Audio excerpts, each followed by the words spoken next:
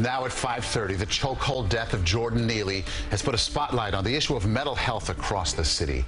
Good evening once again. I'm Maurice Dubois. Welcome back. I'm Christine Johnson. CBS 2 is taking a closer look at how the city treats people with mental illness. Our investigative reporter, Tim McNicholas, is live in our newsroom with the details on a spike in cases over the past few years. Tim.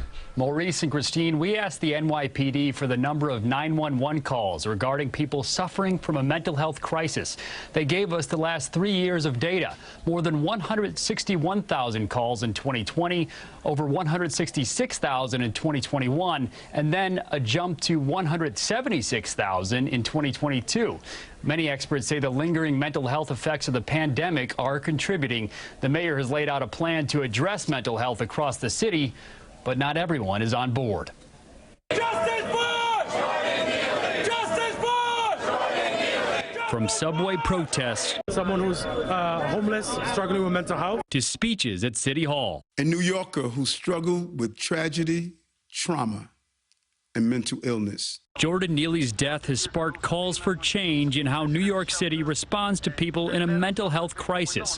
Neely's family says he suffered from mental illness, which started at age 14 after his mother was murdered.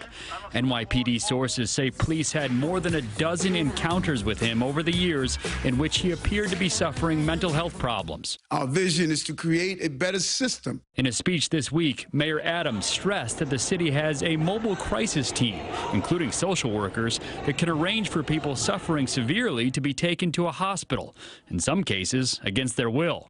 If physicians at that hospital find that the person has a mental illness and is dangerous to themselves or others, they have the authority to admit that person and retain them for treatment. But some mental health advocates say that approach can hinder long-term treatment.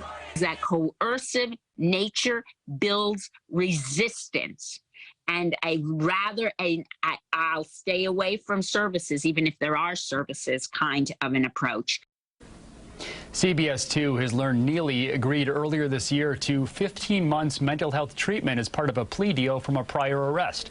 It was at an outpatient facility, so patients can come and go, and Neely left the program after just a couple weeks.